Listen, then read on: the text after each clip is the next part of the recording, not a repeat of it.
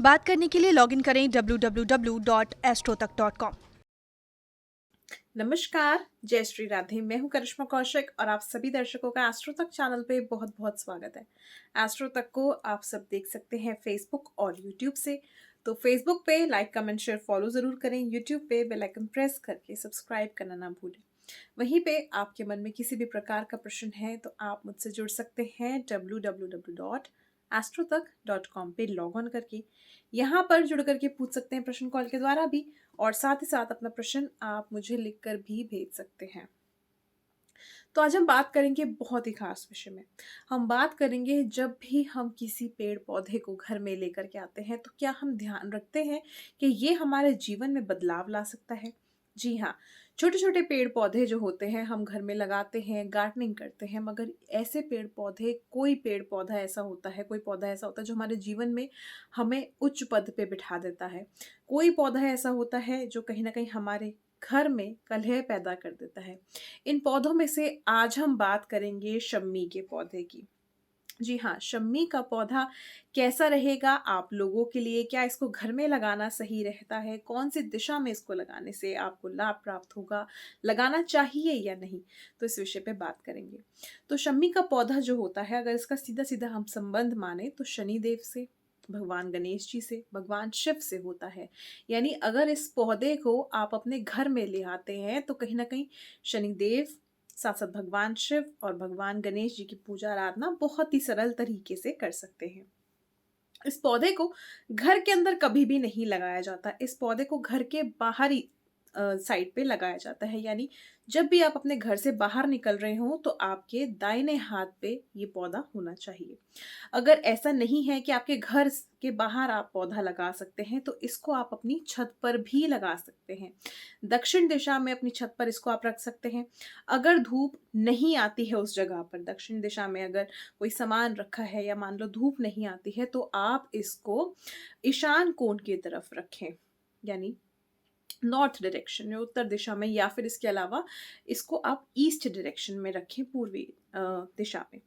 वहीं पे अगर देखा जाए तो इस पौधे की नियमित रूप से पूजा आराधना करने से, अगर आपकी कुंडली में साढ़े साती है शनि की ढैया चल रही है या शनि की महादशा अंतरदशा चल रही है, तो कहीं ना कहीं आपको आराम जरूर मिलेगा। अगर आपको ऐसा लगता है कि शनिदेव जो है आपके कामों में हर्डल्स पैदा कर देते हैं, काम जो है बहुत स्लो हो रहे हैं, क्योंकि नव ग्रहों में अगर देखा जाए तो शनि एक ऐसे ग्रह हैं जो सबसे ज्यादा धीमी गति से चलते हैं, यानी स्लोएस्ट मूविंग प्लैनेट जो है वो सैटर्न है। 2.5 वर्ष बाद अपनी चाल बदलते हैं। तो वहीं पे अगर शनि का प्रभाव आपके ऊपर होता है तो कहीं ना कहीं आप लोग भी लेथार्जिकनेस फील करते हैं, या आपके काम भी जो है वो धीमी गति से होते हैं, या इनफैक्ट अगर देखा जाए तो नहीं भी होते हैं। तो वहीं पे अगर आप इन किसी भी समस्याओं से जूझ रहे हैं तो आपको ज़रूरत है शम्मी के पौधे की पूजा करने की। इसके अलावा अगर देखा जाए तो भगवान शिव की पूजा भी हम शम्मी के पौधे से कर सकते हैं। यानी नियमित रूप से, या अगर हम मान के चले तो हर सोमवार अगर आप शम्मी की पत्तियां जो हैं, क्योंकि इसकी अगर आप टहनी देखें तो बहुत छोटी छोटी इस पे लीव्स आती हैं, यानी इसकी पत्तियां बहुत छोटी होती है, तो अगर इसकी एक टहनी आप जो है शिवलिंग पर अर्पित करते हैं तो, और वहां पर आप बैठ करके महामृत्युंजय मंत्र का जप करते हैं, आपको स्वास्थ्य से संबंधित किसी भी तरह की परेशानी है वो परेशानी बहुत ही शीघ्र समाप्त हो जाती है।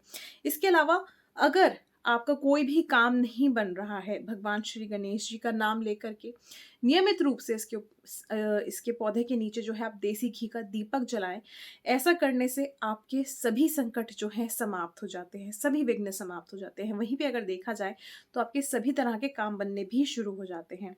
अगर आप किसी भी शुभ कार्य पे जा रहे हैं, इसको एक कागज में लपेट करके और उस कागज में आप पहले हल्दी से एक स्वास्तिक का चिन्ह बनाएं, और इसको कुछ, इसकी जो कुछ पत्तियां हैं उसको उस कागज में डाल करके लपेट करके अपने साथ ले जाएं। यकीनन आपका काम जो है सफलता के साथ संपन्न हो जाएगा।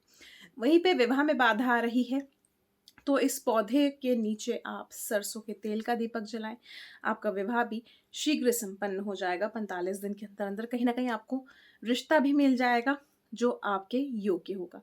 इसके अलावा इस पौधे को लगाते वक्त कुछ सावधानियां जरूर बरतनी चाहिए।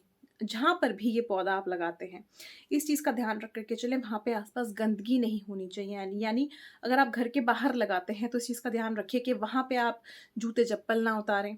इसके अलावा वहाँ पे कूड़ादान ना हो, मतलब आस-पास जो है सफाई होनी बहुत ज़्यादा आवश्यक है।